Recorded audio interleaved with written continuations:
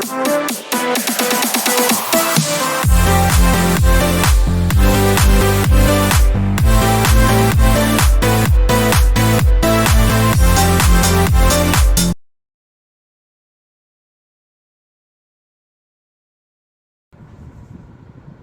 विद्यार्थी मित्रों, स्वागत है तमारो आजना लेक्चर ની અંદર।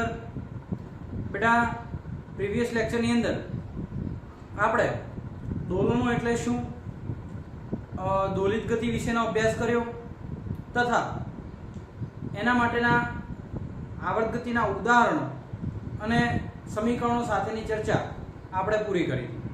ઓકે, તો હવે આપણે વધીશું આજના નેક્સ્ટ ટોપિક ઉપર। नेक्स्ट टॉपिक જે તમારે પહેલા તો પ્રીવિયસ યર ની અંદર તમે જે ચર્ચા કરી છે એ હું માનું ત્યાં સુધી લગભગ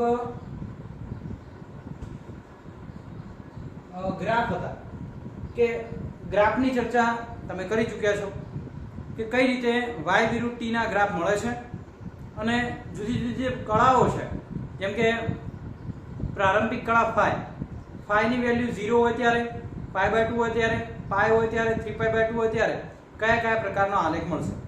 ઓકે, જેમ કે phi બરાબર 0 છે તો તમે આલેખ ટેલી કર્યા હશે તો phi બરાબર 0 હોય બરાબર, તો y બરાબર e sin ઓમેગા t નો આલેખ હશે। sin નો આલેખ આ પોઝિટિવ માં જતો હશે આ બરાબર।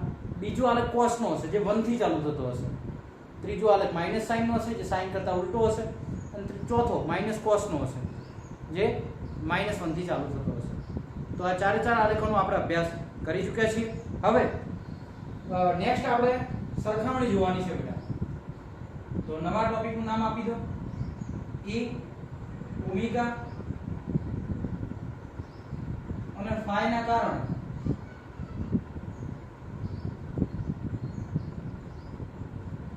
y વિરુદ્ધ v ને y વિરુદ્ધ ઓમેગા t ના આલેખમાં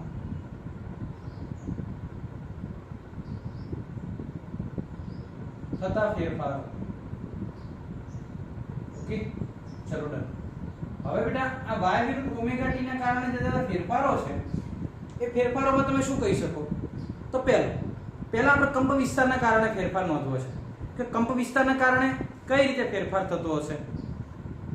તો આમાં શું થશે, તમને એક જ આલેખની અંદર બે દોલિત ગતિ કરતા આલેખો વિશેની ચર્ચા કરીએ છીએ અને કહ્યું છે કે કોનો કંપ વિસ્તાર વધારે છે અને કોનો કંપ વિસ્તાર ઓછો છે।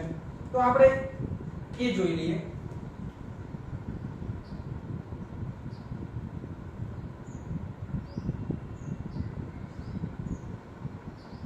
કે y વિરુદ્ધ ઓમેગા t છે અને y વિરુદ્ધ ઓમેગા t ની અંદર બે આલેખો હું દોરું છું અને તમારે મને કહેવાનું કે કોનો કંપ વિસ્તાર વધારે છે અને કોનો ઓછો છે। ચલો એક લાઈન હું દોરી દઉં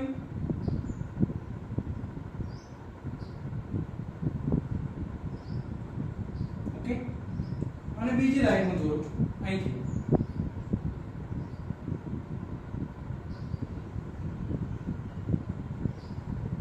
તો આલેખ નંબર 1 આલેખ નંબર 2। તો 1 અને 2 માંથી કોનો કંપ વિસ્તાર મોટો હશે? તો તમને દેખાય છે કંપ વિસ્તાર અહીંથી મપાય, હા બીજાનો અને પહેલાનો। તો આ બીજાનો અને પહેલામાંથી કોનો કંપ વિસ્તાર મોટો હશે? તો તમે કહી શકો કે સાહેબ અહીં લાલ આલેખ જે છે એટલે કે 1 નંબરનો આલેખનો કંપ વિસ્તાર એ 2 નંબરના આલેખ કરતા કેવો હશે? મોટો હશે। તો આ પહેલા નંબરનો ફેરફાર થયો। પહેલા નંબરનો એટલે કંપ વિસ્તારના કારણે।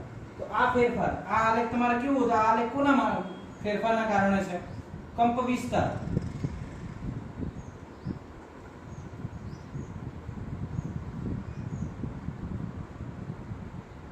એ ના ફેરફારના કારણે। ચલો ડન। ઓકે, આ નંબર 1 થઈ ગયો। ચલો નંબર 2। તો હવે આપણે બીજો આલેખ લેવો છે।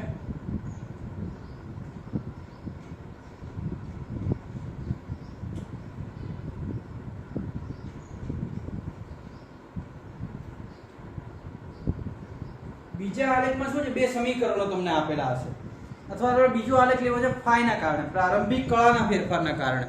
તો તો પ્રારંભિક કળાના ફેરફારના એક કામ કરો, અહીં બાજુમાં લઈએ, કારણ કે આ ભાગ તમને નીચેનો દેખાતો નથી, અહીં લઈએ. પ્રારંભિક કળાના ફેરફારના કારણે કઈ રીતે ગ્રાફ આવશે, તો ખાસ ધ્યાન રાખજો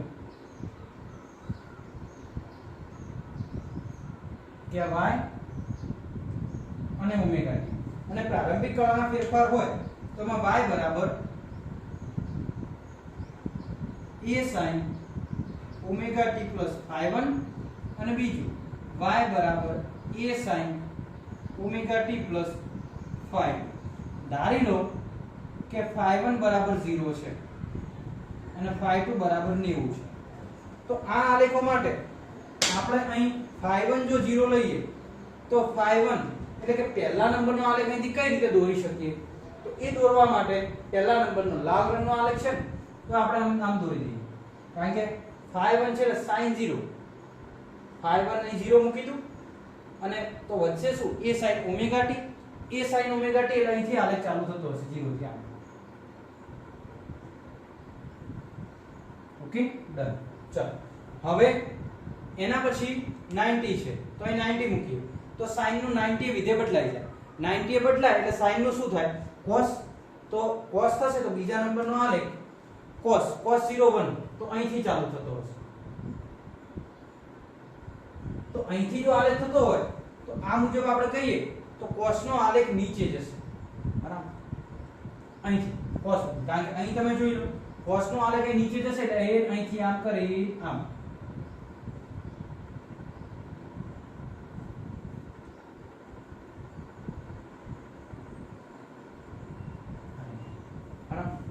હવે આ જે આલેખ છે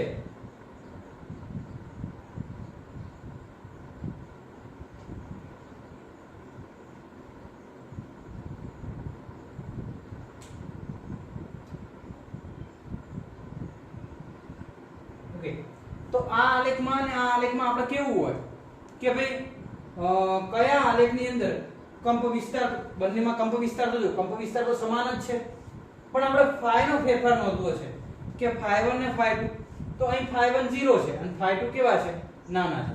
પણ તમારે કદાચ વિચારવું હોય કે આ બંને આલેખોમાંથી કળા તફાવત અથવા તો phi જે છે પ્રારંભિક કળા એ કોની વધારે હશે કોની ઓછી હશે, તો કઈ રીતે નોંધવાનું, તો જો આ બ્લુ અને રેડ આ બંને આલેખોમાંથી કોઈ એક આલેખના ભાગને તમારે દબાવવાનો છે. દાખલા તરીકે રેડ લાઈન નું દબાવી દઉં છું, આ રેડ લાઈન આટલી દબાવી દઉં છું, જોઈ લો તો રેડ લાઈન એટલી દબાવતા બંને આલેખો સમાન થઈ જાય છે. જોઈ લો એ આટલું દબાવી દઉં છું, આટલો ભાગ આટલો હું ભૂસી દઉં છું, તો રેડ લાઈન હું ભૂસી દઈશ તો બંને આલેખો સમાન આકારના થઈ જાય છે. ઓકે થઈ જાય છે, તમે જુઓ તો બંનેમાંથી કયો આલેખ આગળ હશે ને કયો પાછળ હશે, તો જે લાઈન તમે આમ દબાવતા બંને આલેખો સમાન થઈ જાય છે એ આલેખ પાછળ હશે હંમેશા બીજા આલેખ કરતા. ફરીથી મારા વાક્ય સાંભળી લેજો, આલેખની જે લાઈન દબાવતા, ફરીથી સાંભળજો, આલેખની જે લાઈન દબાવતા બંને આલેખો સમાન થઈ જાય એ દબાવેલી લાઈન વાળો આલેખ પાછળ હશે. કેટલો પાછળ હોય, તો જેટલું તમે આલેખની લાઈન દબાવી હોય એટલી, અથવા તમે ઢાંકી દીધી હોય એટલી. આટલી લાઈન આપણે ઢાંકી દીધી છે, આટલી એટલે કેટલી, તો અહીં જુઓ આટલી એટલે કળામાં કહીએ તો π/2 અને સમયમાં કહીએ તો π/2 એટલે t/4. અહીંથી કરી અને આટલા એટલે t/4 અથવા π/2 જેટલો પાછળ છે. કોણ પાછળ છે, તો બ્લેક, ભાઈ રેડ એટલે પહેલા નંબરનો આલેખ અને આ આપી દઈએ આપણે બીજા નંબર, બરાબર. તો આ પહેલા અને બીજા નંબર માટે આપણે કહી શકીએ આ થશે બીજા નંબરનો, આ થશે પહેલા નંબર. તો પહેલા નંબરનો આલેખ શું થાય, પાછળ થાય. તો પહેલા નંબરનો આલેખ phi1 છે, phi1 કળા 0 છે, જ્યારે phi2 કેવું છે 90. તો આપણે કહી શકીએ કે phi1 ઓલવેઝ phi2 કરતા કેવા છે, નાના છે. ચલો કહી શકાય. તો આ બે આલેખો તમે ડ્રો કરી દો, પછી હું તમને ત્રીજો આલેખ દોરાવું, કારણ કે હવે જગ્યા નહીં વધે. પહેલો છે કંપ વિસ્તારના કારણે ફેરફાર, આ બીજો છે પ્રારંભિક કળા phi ના લીધે ફેરફાર. ઓકે ચલો આ બે ક્લિયર કરી દો પછી આપણે ત્રીજા ઉપર જઈએ. ચલો તમે લખી દીધું હશે તો નેક્સ્ટ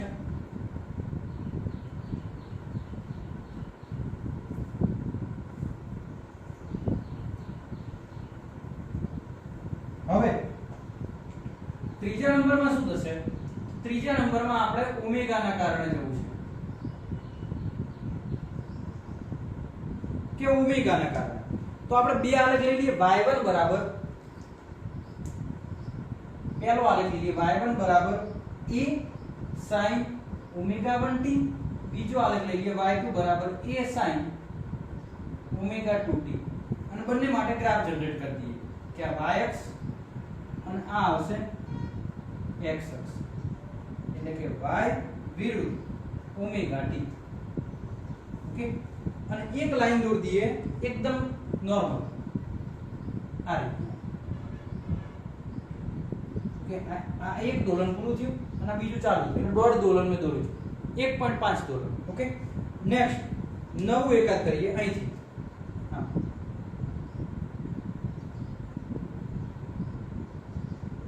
ચાલશે જે રીતે કરશો એ થોડોક આકાર વ્યવસ્થિત લઈ આ થોડું લંબાઈ છે.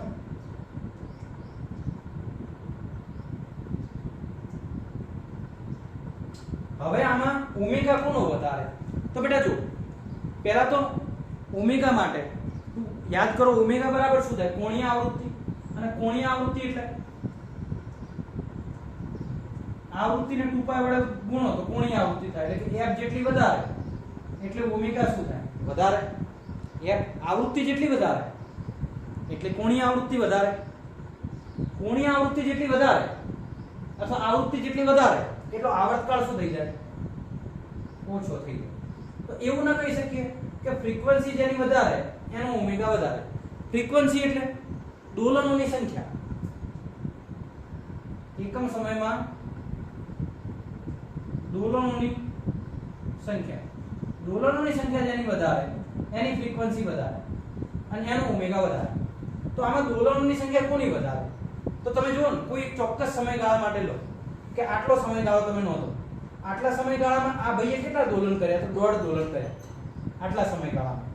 પણ જ્યારે આ તો અડધું દોલન પૂરું કરીને થોડુંક આગળ વધ્યું છે તો જેના આમ પલ્સ વધારે હોય, પલ્સ જેના વધારે એની આવૃત્તિ વધારે તો ઓમેગા પણ શું થાય? વધારે થાય. તો આ બંનેમાંથી ઓમેગા 1 વધારે કે ઓમેગા 2? કદાચ હું અહીંથી કહી દઉં કે a sin આ 1 નંબરનો આલેખ ના 2 નંબરનો, તો 1 અને 2 નંબર માટે આપણે કહીએ તો કોનો ઓમેગા વધારે? તો 2 નંબરનો ઓમેગા વધારે.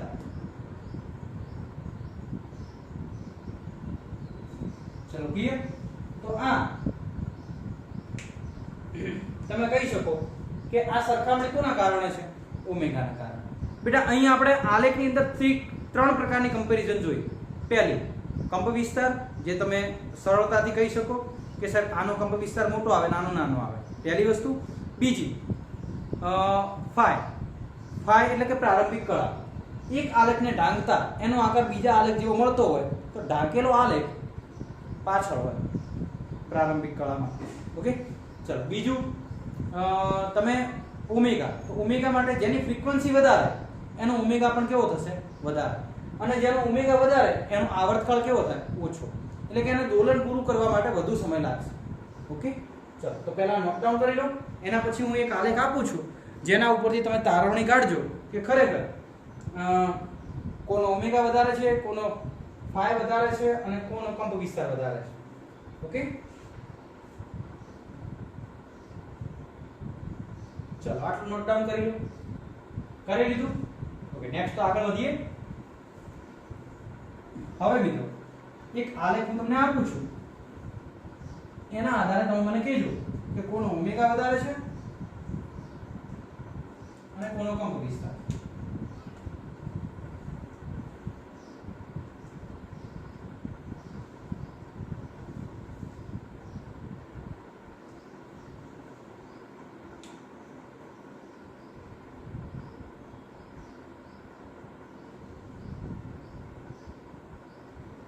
ચલો ડન.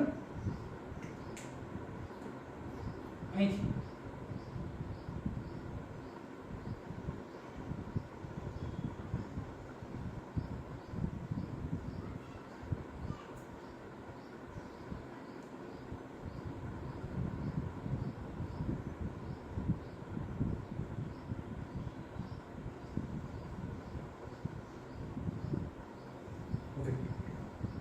આ આલેખ નંબર 1 આપી દઈએ અને આલેખ નંબર 2 આપી દઈએ.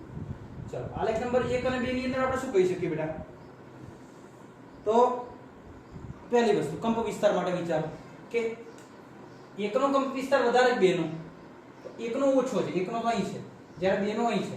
તો આપણે કહી દઈએ કે ઓલવેઝ A1 કરતા A2 મોટા છે. ઓકે, A1 કરતા A2 કેવા થઈ ગયા? મોટા. ચલો ડે. ઓકે, હવે પહેલા ઓમેગા માટે વિચાર. તો ઓમેગા માટે મેં શું કીધું? જેની ફ્રીક્વન્સી વધારે. ફ્રીક્વન્સી એટલે કોઈ ટાઈમ પિરિયડ લો, કોઈ શું લઈ લઈએ? Time period. તો આની આ લાલની ફ્રીક્વન્સી મને વધારે લાગી રહી છે, બરાબર? કારણ કે આ ધીમું દોલન કરે છે, બરાબર? જ્યારે આ ઓછા સમયમાં વધુ દોલન પૂરું કરી દીધું. એક દોલન પૂરું કરવા માટે કોને ઓછો સમયગાળો લાગે? તો આ એક દોલન પૂરું કરવા માટે આટલો સમયગાળો છે, આને એક દોલન પૂરું કરવા માટે આટલો સમયગાળો. એટલે બ્લુ લાઈનને વધારે સમય લાગે છે, જ્યારે આને સમય કેવો લાગે છે? ઓછો. તો જેનો સમયગાળો ઓછો એનો ઓમેગા શું થાય? વધુ. તો લાલનો ઓમેગા શું થશે? વધુ. તો ઓમેગા 1 ગ્રેટર ધેન શું આવશે? ઓમેગા 2. ઓકે, હવે phi. તો phi માં કઈ? તો phi કોનો આગળ આવશે? તો બ્લુ લાઈન નો phi કેવો આવશે? આગળ. બરાબર? કારણ કે આ બંનેમાં એક જેવું ક્યારે બને? જ્યારે આ ભાગને ઢાંકી દઈએ, આટલા ભાગને હું ઢાંકી દઉં તો ત્યારબાદ આ બંને આલેખ એક જેવા થઈ જાય. આટલો ભાગ હું ઢાંકી દઉં તો ઢાંકેલો આલેખ પાછળ હોય તો phi1 ઓછો હશે, તો phi2 કેવો હશે? વધારે. phi1 કેવો આવે? ઓછો. તો આ કમ્પેરીઝન થઈ ગયું.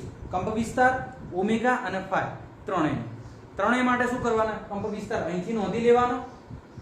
બીજું, ઓછા સમયમાં વધુ દોલન કરતો હોય તો એનો ઓમેગા વધુ થાય. ઓછા સમયમાં વધુ દોલન કરતો હોય કોઈ એક ચોક્કસ સમયગાળા માટે જેના દોલનો વધુ, એની આવૃત્તિ વધુ તો એનો ઓમેગા પણ કેવો આવશે? વધારે આવશે. અને phi માટે એક આલેખને ઢાંકેલો આલેખ એ બીજા આલેખ જેવો થઈ જાય તો ઢાંકેલો આલેખ એ બીજા આલેખ કરતા પાછળ હશે. કેટલો પાછળ? તો ઢાંકેલા ભાગ જેટલો. આટલો પાછળ હશે એટલે આ લગભગ π/2 થી ઓછા કંપ વિસ્તાર જેટલો પાછળ હશે. હા, ચલો ચિંક ભલે આવે પણ લેક્ચર આપણે બંધ નહીં કરીએ. હા, નહીંતર અમુક કહેતા હશે સાહેબ હવે ચિંકાઈ બંધ કરી દો લેક્ચર. ના, એવું નહીં કરીએ. ચિંતા ન કરતા આપણે આગળ વધીશું. સાહેબને કશું જ થયું નથી, બરાબર? કોઈ કોરોના નથી, એટલે ખોટી ચિંતા કરવી નહીં. તમે આ આલેખ ડ્રો કરી દો, એનાથી આપણે આગળ વધીએ. ચાલો, ઓકે. હવે મારે ખાસ મુખ્ય ટોપિક ચલાવવાનો છે, સરળ આવર્ત ગતિની અંદર વેગ. એકદમ તૈયાર થઈ જાવ આ ટોપિકને નવી રીતે ભણવા માટે, બરાબર? કારણ કે અહીંથી હવે આ ચેપ્ટરની એક નવી શરૂઆત થઈ રહી છે. આપણે એક નવી દિશામાં જઈ રહ્યા છીએ કે જે ચેપ્ટરને નીટ લેવલ તરફ લઈ જશે, બરાબર? અત્યાર સુધી જે આપણે વાત કરી આ બધી થોડી આગાબાજી હતી, પણ હવે તમારે બેઝિક પરફેક્ટ ધ્યાન રાખવું પડશે, બરાબર? ચલો, આપણે સરળ આવર્ત ગતિ માટે પ્રવેગ, વેગ અને સ્થાનાંતર આ ત્રણ સંબંધો ખાસ યાદ રાખવાના છે. અને ત્રણેય સંબંધ માટે આપણે મારી મચોડી બધા સંબંધો મેળવી લઈશું. 3 ઇક્વેશનો મળશે, એના ઉપરથી ઘણા બધા ઇક્વેશનો આપણે મેળવી લઈશું. કઈ રીતે જો જરા? તો અહીંથી નવો ટોપિક ચાલુ કરીએ છીએ. સરળ આવર્ત ગતિમાં સ્થાનાંતર, વેગ અને પ્રવેગ. સરળ આવર્ત ગતિની અંદર સ્થાનાંતર, વેગ અને પ્રવેગ. ઓકે, તો હવે સરળ આવર્ત ગતિની અંદર સ્થાનાંતર, વેગ અને પ્રવેગ માટે સૌથી પહેલા સ્થાનાંતર તો તમને આવડે જ છે. તો સ્થાનાંતરનું ઇક્વેશન તો હું અહીં લખી દઉં. આ બાદથી ચલો અહીંથી ચાલુ કરીએ. સ્થાનાંતર y બરાબર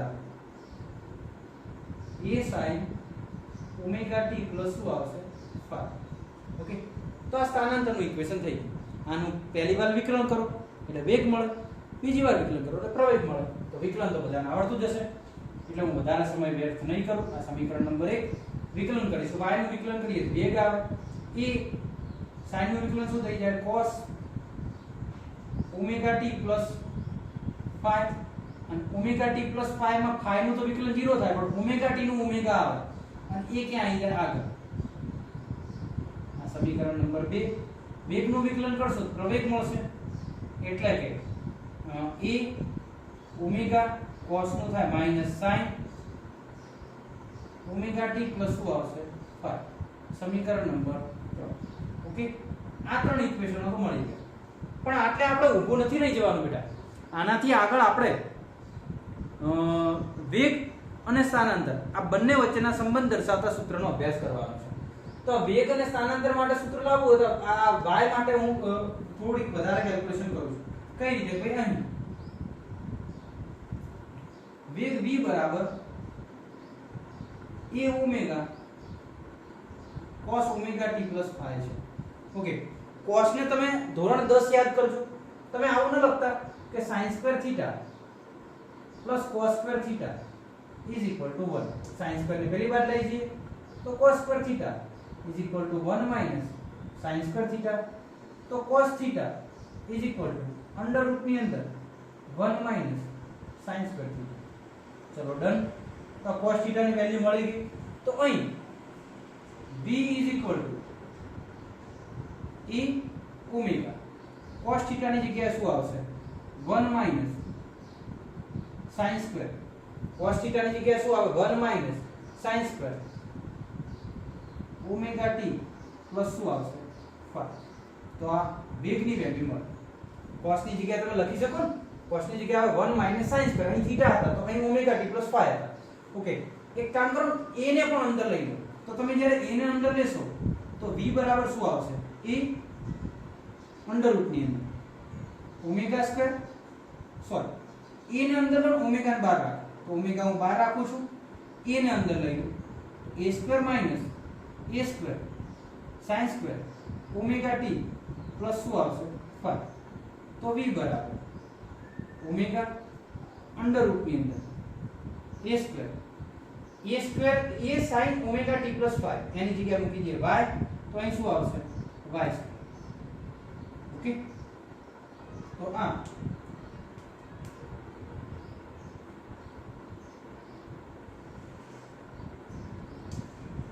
વેગનું ઇક્વેશન મળ્યું કે v બરાબર omega under root a square minus શું આવશે y સ્ક્વેર ચલો ક્લિયર થઈ ગયું ઓકે તો આ તો તમને મગજમાં બેસી ગયું હશે કે આ વેગનું ઇક્વેશન મળી ગયું વેગના ઇક્વેશન યાદ રાખજો વેગનું એક આ ઇક્વેશન છે કે જે cos પ્રમાણે ચાલે છે અને બીજું આ વેગનું સ્થાનાંતર સાથે સંકળાયેલું એક ઇક્વેશન છે ઓકે ચલો હવે એના પછી આમાં કદાચ મારે કેવું હોય તો હું આગળ કહી શકું તમે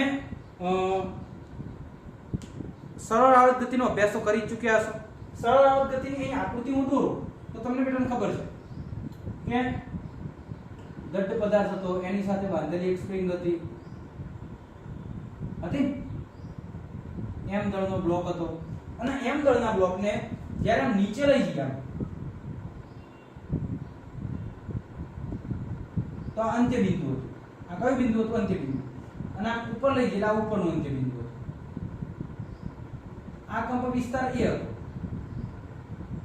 નીચે પણ કંપ વિસ્તાર a હતો અને આ બિંદુ જે છે આ અંત્ય બિંદુ કહેવાતું આ સંતુલિત બિંદુ કહેવાતું અહીં y બરાબર શું હોય 0 અને અહીં y બરાબર શું હોય a અહીં પણ y બરાબર શું હોય a આ બધાને ખબર છે તો એક કામ કરીએ આપણે y બરાબર a લઈએ y બરાબર શું લઈએ a એટલે કે અંત્ય બિંદુ બરાબર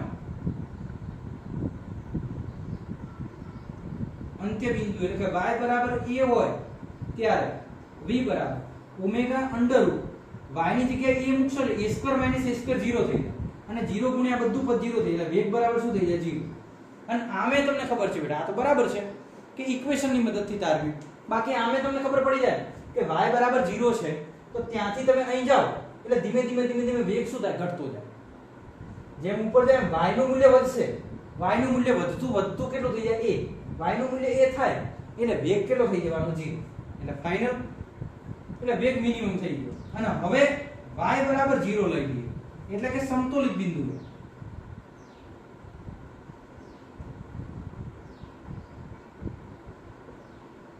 y બરાબર 0 અને y બરાબર 0 લઈએ તો y બરાબર 0 લઈશું એટલે અહીં 0 મૂકીએ તો a સ્ક્વેર માઈનસ આ 0 થઈ જાય omega under root a square minus 0 એટલે આ કેટલા થઈ જશે તો કે આ 0 y બરાબર 0 એટલે આ પદ તો થઈ જાય 0 a સ્ક્વેર વર્ગમૂળમાંથી બહાર આવશે એટલે આવશે ઓમેગા a, પણ આગળ વર્ગમૂળમાંથી બહાર આવે એટલે પ્લસ ઓર માઈનસ લાગે.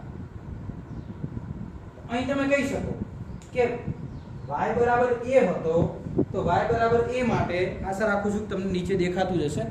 ઓકે, તો અહીં y બરાબર 0 હોય ત્યારે વેગ મહત્તમ થાય. વેગનું મહત્તમ મૂલ્ય v મેક્સિમમ મળી.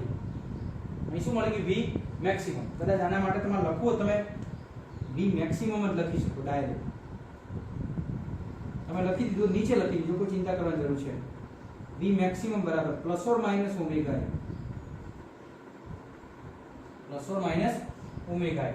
ઓકે, નેક્સ્ટ કદાચ આપણે કેવું હોય આગળ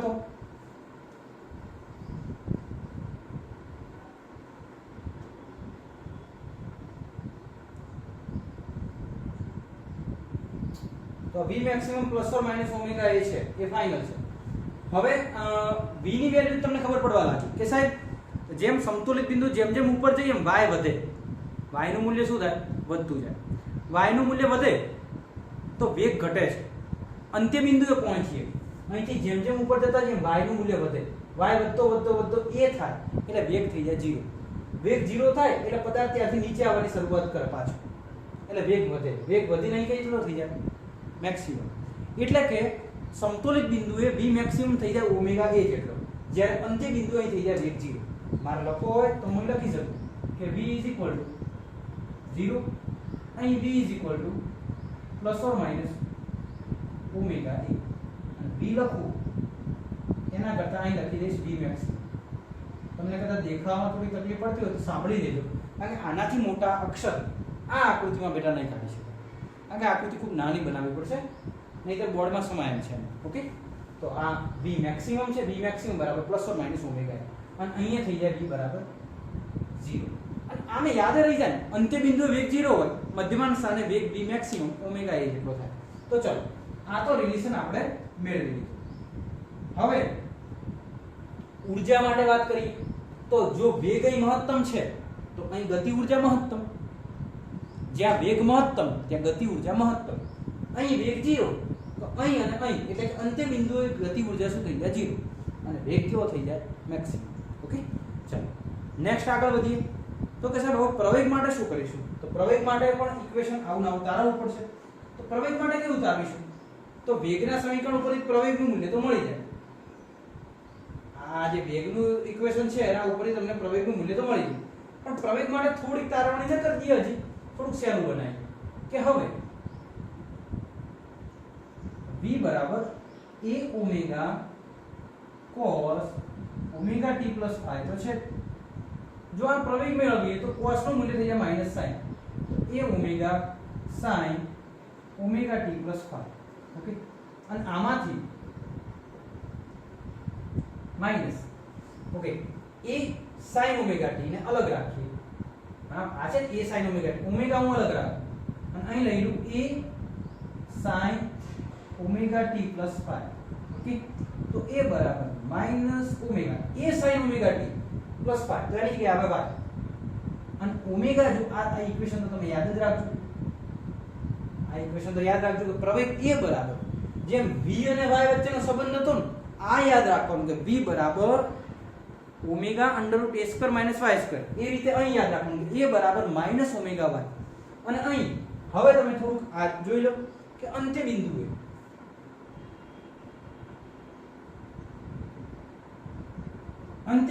એટલે કે y બરાબર શું હોય? a.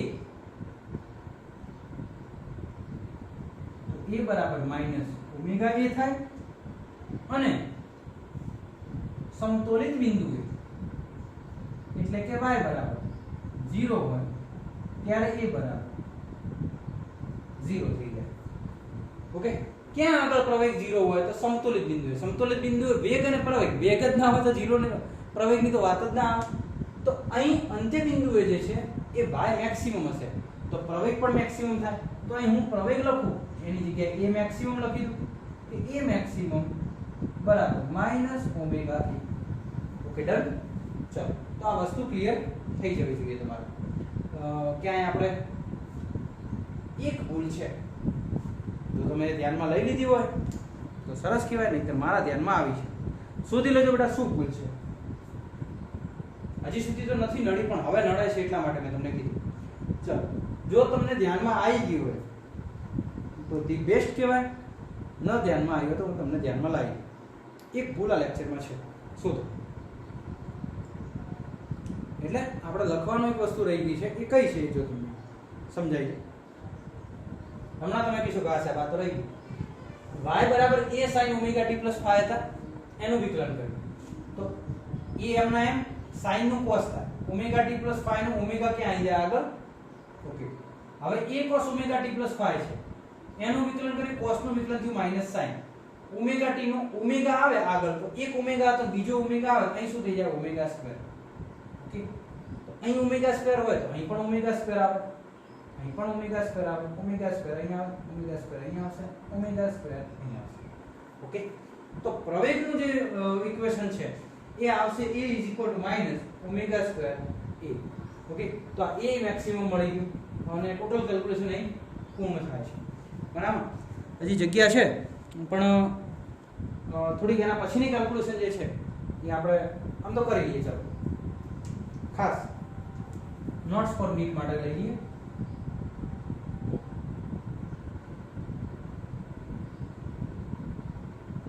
નોટ્સ પર નીટ માટે કઈ રીતે જોજો. આપણે a મેક્સિમમ ને v મેક્સિમમ નો ગુણોત્તર લઈ લઈએ. શું મળે છે આપણને એ જોઈ લઈએ. v મેક્સિમમ ને a મેક્સિમમ અથવા a મેક્સિમમ ને v મેક્સિમમ નો ગુણોત્તર લઈએ. ખાલી મૂલ્યનો a મેક્સિમમ ભાગ્યા v maximum. Okay, a maximum કેટલા ઓમેગા સ્ક્વેર અને v મેક્સિમમ કેટલા ઓમેગા a. અહીંથી આ યાદ રાખજો, a મેક્સિમમ ભાગ્યા v મેક્સિમમ બરાબર શું આવશે ઓમેગા. એક નંબર 2,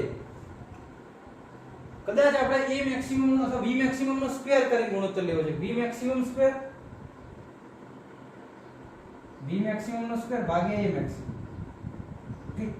તમે જાતે પણ મેળવી શકો. v મેક્સિમમ નો સ્ક્વેર ભાગ્યા a મેક્સિમમ. v મેક્સિમમ નો સ્ક્વેર કેટલો થશે ઓમેગા સ્ક્વેર a સ્ક્વેર અને a મેક્સિમમ. તો a મેક્સિમમ આ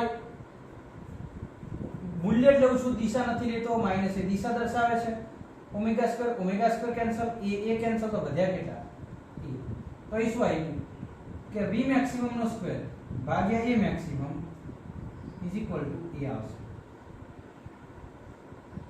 ચલો, આ વેલ્યુ મળી ગઈ. તો આ બે વેલ્યુ પુટ થઈ ગઈ. સમીકરણ 1 2 3 મળી ગયું. એના આધારે v મળી ગયું, v omega √a² - v². v maximum મળ્યા, a મેક્સિમમ મળ્યા, a maximum by v maximum અને v મેક્સિમમ નો સ્ક્વેર બાય a મેક્સિમમ. આ બધી ઇક્વેશનો તમારે યાદ રાખવી પડે. આશા રાખું છું કે તમે વ્યવસ્થિત થિયરી ભણ્યા હશો અને લગભગ છેલ્લું સુધી તમને ક્લિયર દેખાતું પણ હશે. હવે ખાસ એ બેટા ધ્યાન રાખવાનું કે તમે ફોર્મ્યુલા શીટ બનાવતા રહેજો સાથે સાથે. છેલ્લે પછી ફોર્મ્યુલા શીટ બનાવવાનો તમને કંટાળો આવશે, એટલે તમે તમારી રીતે ફોર્મ્યુલા શીટ થોડીક બનાવી અને કવર અપ કરતા રહેજો. બાકી ચેપ્ટર થોડુંક લોંગ છે એટલે પાછળથી તમને પછી ફોર્મ્યુલા શીટ બનાવવાનો કંટાળો આવશે. મહેરબાની કરી સાથે સાથે તમે ટોપિક જેમ જેમ ચાલે એમ ફોર્મ્યુલા શીટ બનાવતા રહેજો. ઓકે, ચાલો.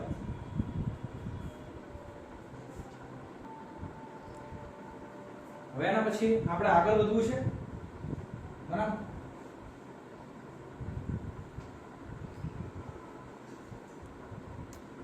તો આ તમે નોટ ડાઉન કરી લીધું હશે. હવે જો બેટા એક દાખલો મારે ગણાવવો છે, એની રકમ તમારે લખવું એટલે લખો. એક દોલન પૂરું થાય, રકમ લખો. એક દોલન પૂરું થાય ત્યારે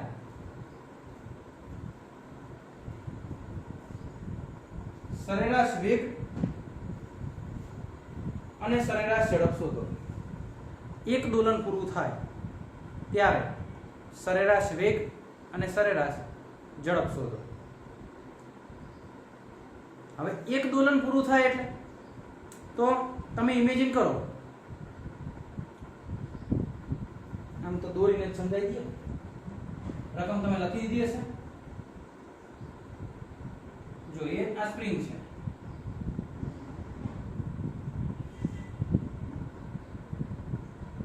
દ્રઢ આધાર છે.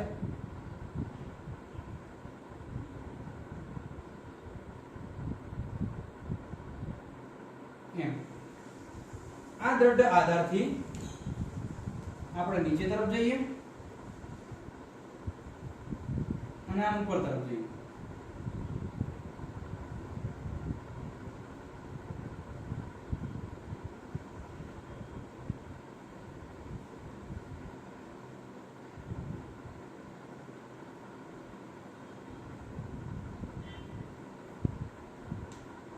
એક દોલન પૂરું કરવા માટે શું કરવું પડે? તો પહેલા ઉપર તરફ જવું પડે, પાછું નીચે, પાછું નીચે, પાછું ઉપર. એટલે કે આ રીતે ગતિ કરવી પડશે.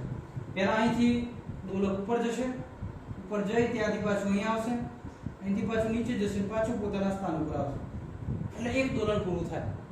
તો એક દોલન પૂરું થાય તો એના માટે થતું સ્થાનાંતર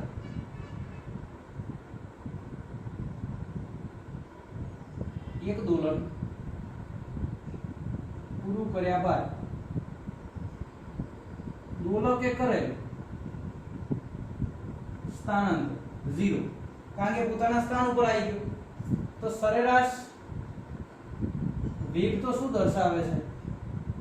સ્થાનાંતર ભાગ્યા સમય, અને સ્થાનાંતર જ 0 તો સરેરાશ વેગ તો શું થઈ જાય? 0. એટલે આ તો ક્લિયર થઈ ગયું. હવે રહી વાત ઝડપની, તો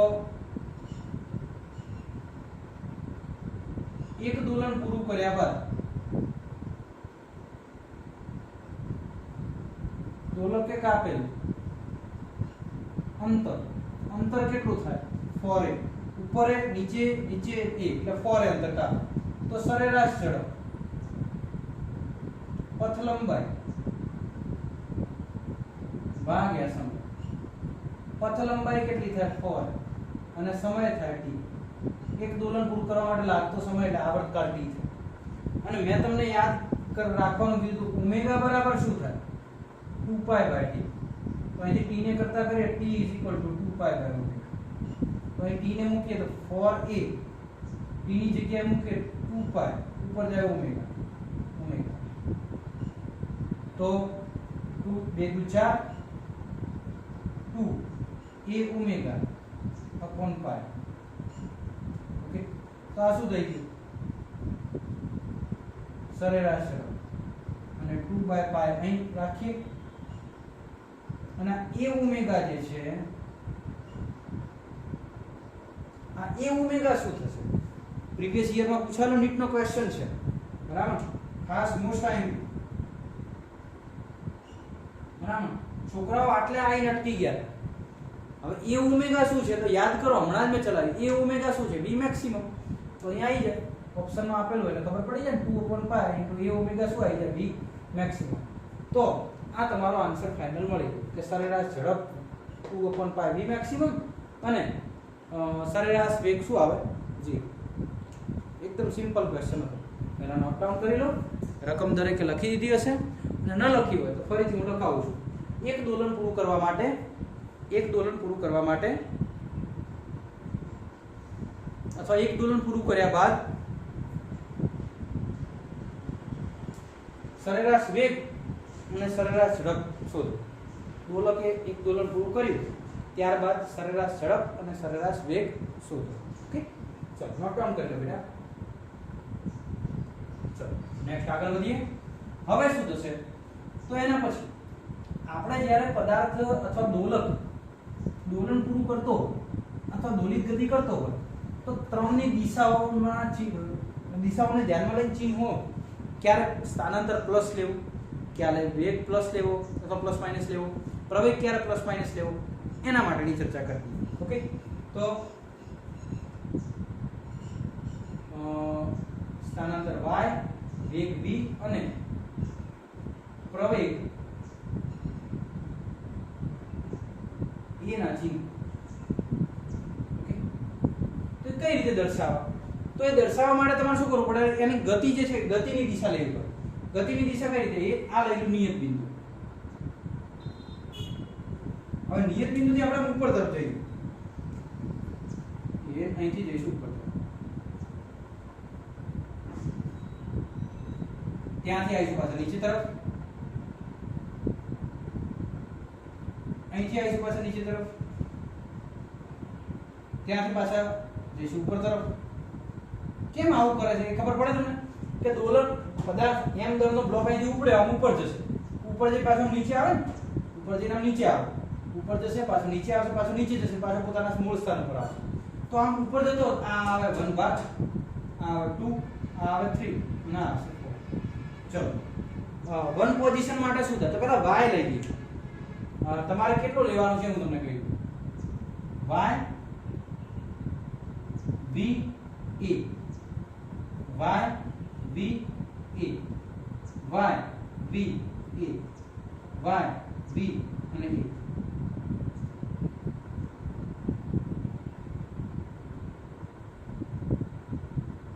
ઓકે, ચાલો હવે y કઈ રીતે નોંધવો? તો એક સીધી વસ્તુ છે, સંદર્ભ રેખાથી ઉપર તરફ બધું પોઝિટિવ લઈ લેવાનું, નીચે તરફ બધું નેગેટિવ લઈ લેવાનું. આ નિયમ છે સ્થાનાંતર માટે. સ્થાનાંતર હંમેશા ઉપર તરફ હોય તો પોઝિટિવ આવે, નીચે તરફ કેવું આવે? નેગેટિવ. તો આપણે y માટે લઈ લઈએ કે y ઉપર તરફ પોઝિટિવ જ હશે. જ્યારે લોલક અથવા દોલક ઉપર તરફ હોય તો પોઝિટિવ, અને નીચે તરફ હોય તો સ્થાનાંતર કેવું આવશે? નેગેટિવ. એ ફાઇનલ. ચલો હવે વેગ. તો વેગ જો ઉપરની દિશામાં હોય, વેગની દિશા એટલે પદાર્થ કઈ દિશામાં જતો? જો ઉપર તરફ હોય તો પોઝિટિવ, નીચે તરફ હોય નેગેટિવ. તો આ એકમાં ઉપર તરફ જાય છે તો એ પોઝિટિવ આવશે, બેમાં નીચે તરફ આવે છે નેગેટિવ આવશે. આ વેગ છે. ત્રીજામાં નેગેટિવ, ઓકે. ચોથામાં ઉપર તરફ જાય છે એટલે શું આવશે? પોઝિટિવ. અને પ્રવેગ માટે તો એક સિમ્પલ ઇક્વેશન હતું, પ્રવેગ એ ચલે છે શું આવે છે બહાર? હમણાં તમે મેળવ્યા, હમણાં જ તમે ઇક્વેશન મેળવ્યું. એ બરાબર શાયદ એ બરાબર ઇક્વેશન હતું -ω²y ω²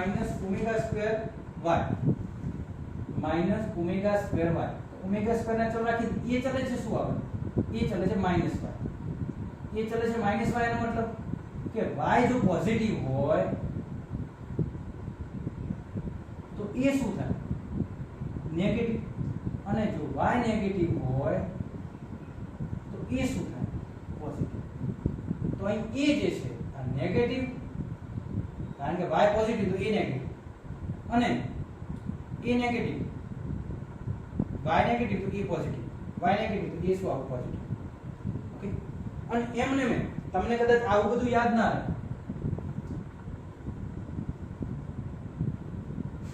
તો y બરાબર a sin ωt + phi છે. અને આ sin જે છે, sin વિધેય એ સ્થાનાંતર y ને અનુલક્ષીને આગળ વધે છે. તો આપણે આ વર્તુળાકાર સંદર્ભ વર્તુળ દોરીએ, આ આવશે ઓલ s t અને c. તો sin ક્યાં આગળ ધન હોય એ જોઈએ. તો sin ધન ક્યાં આગળ હોય? પહેલા ચરણમાં અને બીજા ચરણમાં. આ બે ચરણમાં ઋણ. તો જોઈ લો, પહેલું, બીજું, ત્રીજું, ચોથું. પહેલામાં sin એ y વિધેયને અનુસરે છે, તો પહેલામાં y ઋણ ધન, બીજા, ત્રીજા, ચોથામાં ઋણ છે. તો એ sin વિધેય અનુસાર તમે કહી શકો. ઓકે. કદાચ વેગનું કેવું હતું? વેગનું ઇક્વેશન છે ને અનુસરે છે, જોઈ લો. વેગ બરાબર a omega cos ωt + phi. એટલે કે વેગનું ઇક્વેશન ઓમેગા ભાઈ cos ને અનુસરે છે. તો cos ક્યાં આગળ ધન હોય? પહેલા અને ચોથામાં. તો જોઈ લો, વેગ પહેલા અને ચોથામાં ધન હશે, બાકીના બંનેમાં શું હશે? ઋણ હશે. તો આ રીતે પણ તમે ચિહ્નો મેળવી શકો છો વિધેયના આધારે. બરાબર. બાકી તમને જે ઠીક લાગે. હું તો એક જ વસ્તુ યાદ રાખું છું, નિયત બિંદુની રેખાથી ઉપર તરફ હોય તો y ધન, નિયત બિંદુથી નીચે હોય તો y ઋણ. ઓકે. જ્યાં y ધન હોય ત્યાં પ્રવેગ ઋણ, જ્યાં y ધન ત્યાં પ્રવેગ શું આવે? ઋણ. અને વેગ ઉપર તરફ હોય તો ધન, નીચે તરફ જતો હોય તો ઋણ. સિમ્પલ. આ જ લોજિકથી ચાલવાનું, વધારે ગોખણપટ્ટી કરવાની જરૂર નથી. સિમ્પલ યાદ રહે એ જ મહત્વનું રહેશે. ચલો તો નોટ ડાઉન કરી લો બેટા, પછી આપણે આગળ વધીએ.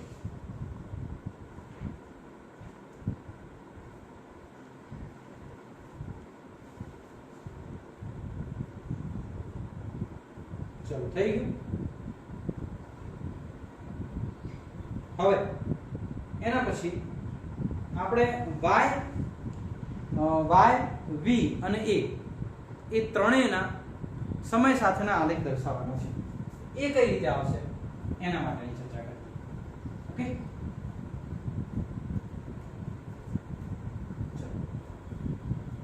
નવો ટોપિક આપો. આ ટોપિક અહીં પૂર્ણ થાય છે.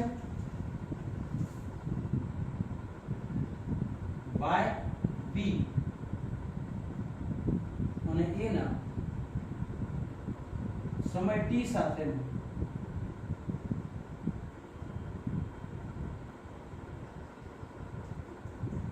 તો પહેલા તો y b અને a આ ત્રણેયના ઇક્વેશન તમને આવડવા જોઈએ. y નું ઇક્વેશન શું છે જો યાદ રાખો કે y બરાબર શું થાય a sin omega t plus phi. Okay, v નું આનું વિકલન કરશો એટલે a omega cos omega t plus phi. Okay, a minus a cos નો sin માઈનસ sin થાય તો a omega square sin omega t plus શું થાય phi. ઓકે, ચલો હવે આના માટે આપણે ત્રણ ગ્રાફ દોરી દઈએ. હા, એકદમ સિમ્પલ છે બેટા, ગભરાયા વગર કોઈ ચિંતા કરવાની જરૂર નથી. બરાબર, આલેખમાં ખોટી ગોખણપટ્ટી કોઈ કરવી નહીં. હું તમને સિમ્પલ ટ્રિક્સ આપીશ, એ ટ્રિક્સ ઉપરથી તમે આલેખ સરળતાથી દોરી શકશો. ઓકે,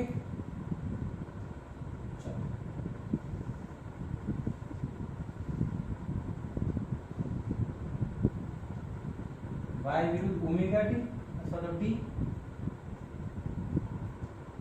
v વિરુદ્ધ t અને પ્રવેગ વિરુદ્ધ t. હવે t માટે લીધું હોય તો t માટે તમારે ભાગ પાડવા પડે. ભાગ કઈ રીતે જોવો? ક્યાંયથી હું લઉં છું આ પહેલો ભાગ, આ t બાય 4, આ t બાય 2, 3t બાય 4 અને આ t. ઓકે, ચલો y માટે કેવું? તો y એ sin ને અનુસરે છે. એક વસ્તુ મગજમાં ફિટ રાખજો, y એ કોને અનુસરે છે? sin. હવે જે વિધેય sin ને અનુસરતું હોય, આ હું તમને સમજાવી દઉં છું, તમે મગજમાં બેસાડી દેજો કે sin ને અનુસરતો હોય તો sin નો આલેખ ક્યાંથી ચાલુ થાય? 0 થી. અને 0 આમ પોઝિટિવ માં હોય. sin નો આલેખ 0 થી ચાલુ થતો હશે.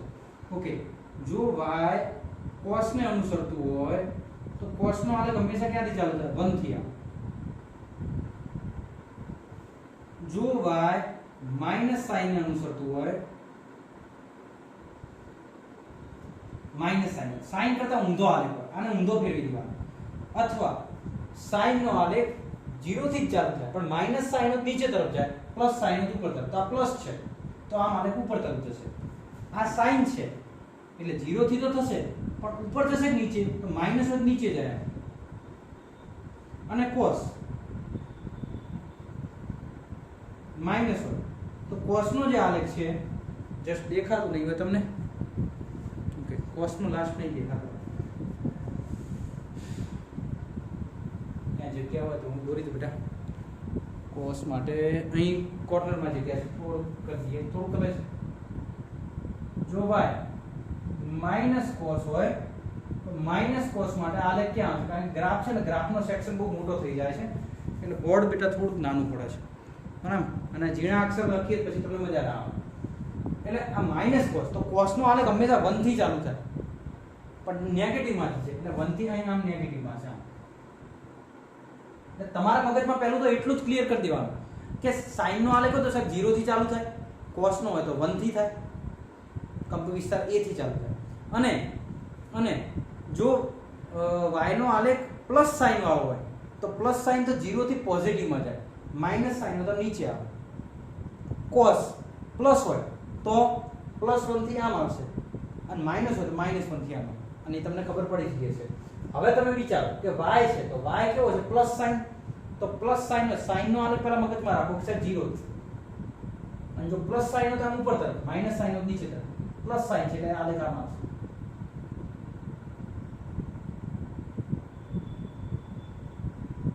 આકૃતિ બધા ટેન્શનથી દૂર દેવાની. ચાલો હવે વેગ વિરુદ્ધ સમય. તો વેગ વિરુદ્ધ સમયમાં શું છે? cos. તો cos નો આલેખ ક્યાંથી ચાલુ થાય? તો cos હંમેશા 1 થી થાય પણ જો માઈનસ cos હોત તો અહીંથી ચાલુ થશે, પણ પ્લસ cos છે એટલે અહીંથી ચાલુ થશે.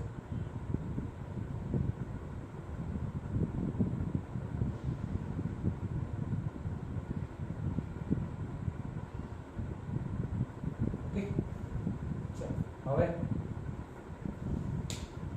a sin પણ sin કેવો માઈનસ sin એટલે sin કરતા તદ્દન ઉલટો આલેખ આવે આમ ઉપર જાય છે આ કેવો હશે નીચે અને એવું ન વિચારવું તો sin છે sin 0 થી આલેખ ચાલુ થશે 0 થી અને માઈનસ sin છે નીચે તરફ આગળ વધે તો એ નીચે તરફ કહીએ તો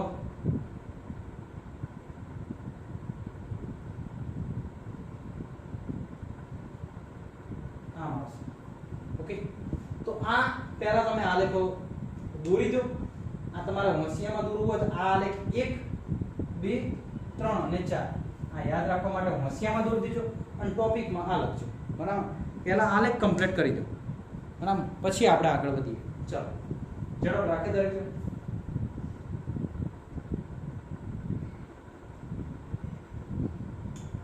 હવે આલેખમાં તમારે દર્શાવવું હોય તો તમે થોડુંક પેલું દર્શાવી શકો શું દર્શાવી શકો બેટા કે y છે તો અહીં કંપક વિસ્તાર આવે કંપક વિસ્તાર શું આવે પ્લસ a અને અહીં આવશે માઈનસ ઓકે વેગ છે તો વેગ શું આવે ઓમેગા તો ઓમેગા અને આવે માઈનસ પ્રવેગ છે તો પ્રવેગ મેક્સિમમ કેટલો હોય તો પ્રવેગ મેક્સિમમ ઓમેગા સ્ક્વેર તો એ મેક્સિમમ આવે ઓમેગા સ્ક્વેર અને અહીં આવશે માઈનસ ઓમેગા સ્ક્વેર દર્શાવો તમે દર્શાવી શકો કારણ કે સ્થાનાંતર મહત્તમ y કેટલો હોય મહત્તમ સ્થાનાંતર કેટલો કંપક વિસ્તાર જેટલો એટલે કે a જેટલો વેગ કેટલો હોય મહત્તમ ઓમેગા a જેટલો અને પ્રવેગ કેટલો હોય ઓમેગા સ્ક્વેર a જેટલો ઓકે તો આટલું પહેલા ક્લિયર કરજો ચાલો ઝડપ રાખી દરેક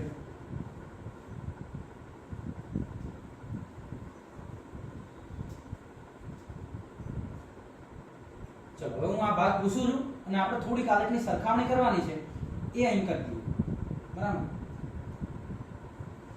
ચલો તમે આટલું લખ્યું હશે એના નીચેના ભાગમાં થોડું લખવાનું થશે કયો આલેખ કોનાથી પાછળ છે એના માટે તો પહેલી સરખામણી આપણે કરી દઈએ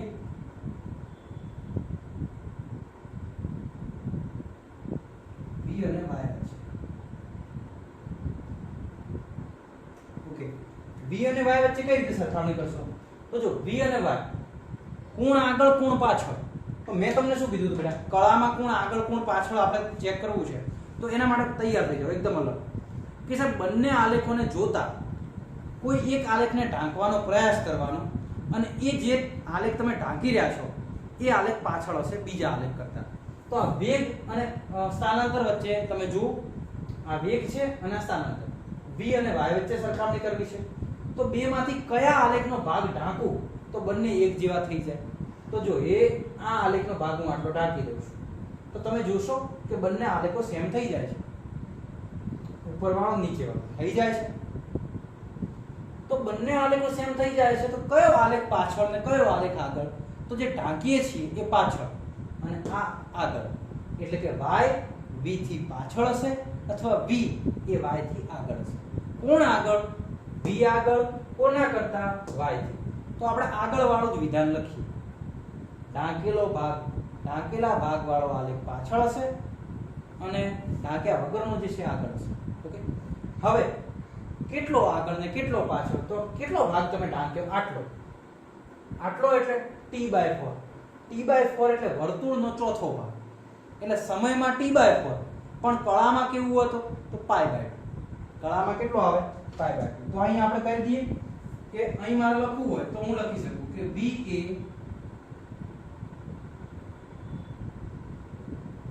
કળામાં y થી v એ કળામાં y થી કળામાં એટલે π/2 જેટલું સ્થાનાંતર અથવા જેટલું આગળ છે લખશો તો ચાલશે ઓકે ડન અને રેડિયનમાં લખવું હોય તો v એ સમયમાં સોરી આ રેડિયનમાં લખી દીધું સમયમાં y થી t/4 જેટલું આગળ છે તો આ ફિક્સ થઈ કે v અને a ની અંદર v જે છે v એ આગળ હશે કોના કરતા y કરતા કારણ કે આપણે y ને ઢાંક્યો છે ઓકે નેક્સ્ટ કમ્પેરીઝન કોની આવશે નંબર 2 a અને y વચ્ચે તો હવે તમે જાતે લખી શકો છો a અને y વચ્ચે બેટા તો આ a છે અને આ y છે તો a અને y વચ્ચે શું આવશે તો જોજો y ને ઢાંકો તો a જેવું થઈ જશે y ને આપણે ઢાંકી દઈએ તો જો એ y ને આટલો ઢાંકી દઈએ તો a જેવો થઈ જાય છે તો ઢાંકેલો પાછળ, ઢાંક્યા વગરનો આગળ. તો બંનેમાંથી આગળ કોણ હશે? એ આગળ, y પાછળ. તો કેટલો? તો કે ઢાંકેલો ભાગ આટલો. આટલો એટલે આ ભાગ. આ ભાગ એટલે આટલું ટોટલ થાય. એક કરી દો બેટા. થોડીક આલેખમાં ભૂલ છે. શું ભૂલ છે એ તમને કહી દઉં. એક કરી કે આ લીટી અહીંથી પસાર થવી જોઈએ. તમે પેન્સિલથી જ દોર્યા હશે એટલે ઘૂસી અને થોડાક સુધારી દેજો.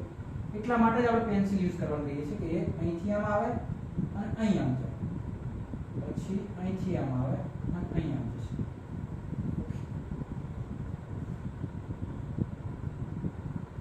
હા, આલેખમાં થોડું એક કરી દો બેટા.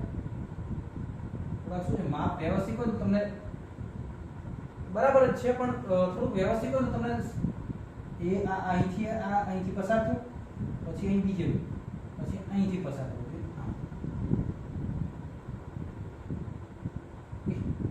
ચલો, આ તો બરાબર છે. કયા કયા બિંદુ અડવું જોઈએ? આ 1, આ 2, આ 3, આ 4, આ 5. આમ આ 1, આ 2, આ 3, આ 4 અને 5. તો શું સરખામણી કરતા ફાવે? 1, 2, 3, 4. જો અહીંથી પસાર નથી, અહીંથી પસાર થવું એક્ઝેક્ટ લાઈનમાં. તો શું આલે સરખામણી કરતા ફાવે?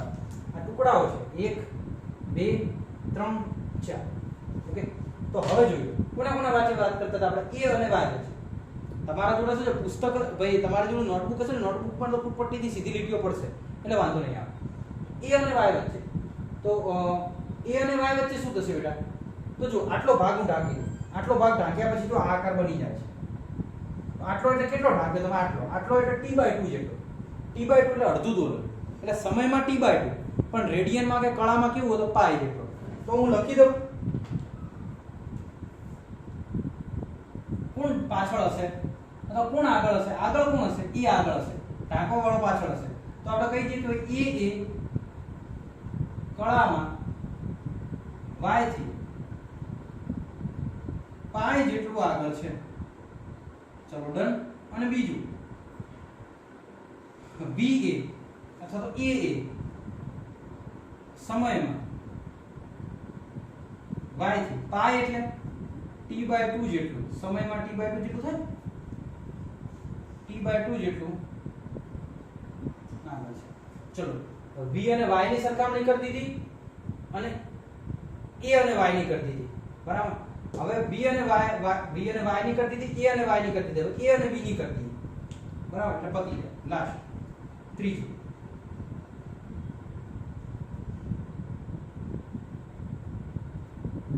a અને b વચ્ચે. હવે a અને b વચ્ચે કઈ તમે જુઓ, a નો આલેખ જુઓ અને b નો આલેખ જુઓ. તો આટલો ભાગ ઢાંકવો પડશે. આટલો એટલે t/2 જેટલો. તો આ પાછળ હશે જ્યારે a આગળ હશે. a આગળ હશે કોના કરતા? v કરતા. a કળામાં v કરતા π/2 જેટલું આગળ છે.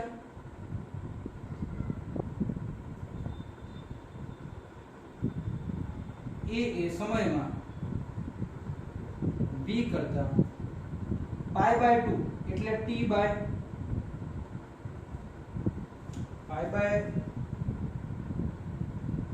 એટલે t/4. થોડું વિચારી મૂકવું પડે, બરાબર. t/4 જેટલું આગળ છે. તો આ વસ્તુ અહીં ક્લિયર થાય છે, જે તમે નોટ ડાઉન કરી શકો છો. ચલો, તો હવે આજના લેક્ચરમાં આપણે શું શીખ્યા બેટા? તો પહેલા નોટ ડાઉન કરી લો. ચલો સ્ટોપ કરી, બધું ક્લિયર દેખાતું જશે. આજના લેક્ચરમાં બેટા આપણે શું શીખ્યા? મુખ્ય વસ્તુ હતી શું હતી? તો કે સાહેબ આલેખમાં સૌથી પહેલા આપણે શું કર્યું સમજી જજો કે પહેલા કંપ વિસ્તારની સરખામણી કરી. જે આલેખ ઉપર હોય એનો કંપ વિસ્તાર વધારે, જે આલેખ નીચે હોય એનો કંપ વિસ્તાર ઓછો. પછી બીજું કંપ વિસ્તાર સિવાય મેં સરખામણી કરી તમારું ઓમેગાની. ઓમેગા કઈ રીતે? જેની ફ્રીક્વન્સી વધારે એનો ઓમેગા વધારે, એટલે કે ઓછા સમયમાં વધુ દોલન કરતો હોય એનો ઓમેગા વધારે થઈ જાય. ઓકે. થર્ડ વન ફાઈ કઈ રીતે શોધવાનું? તો ફાઈ શોધવા માટે તમારે બંને આલેખોમાંથી એક આલેખના ભાગને ઢાંકવાનો. જો એ ભાગ ઢાંકતા બીજા આલેખ જેવો, એ ભાગને તમે જ્યારે ઢાંકો છો તો બીજા આલેખ જેવો એનો સિમિલર આકાર બની જાય છે. તો જે ઢાંકેલો આલેખ છે એ પાછળ હશે અને બીજો આલેખ આગળ છે. જેટલો ભાગ તમે ઢાંકો છો એટલો એ કળામાં કે સમયમાં પાછળ. આ વસ્તુ આપણે શીખ્યા. એના પછી વેગના ઇક્વેશન શીખ્યા, સ્થાનાંતર, વેગ અને પ્રવેગ ત્રણેયના ઇક્વેશન.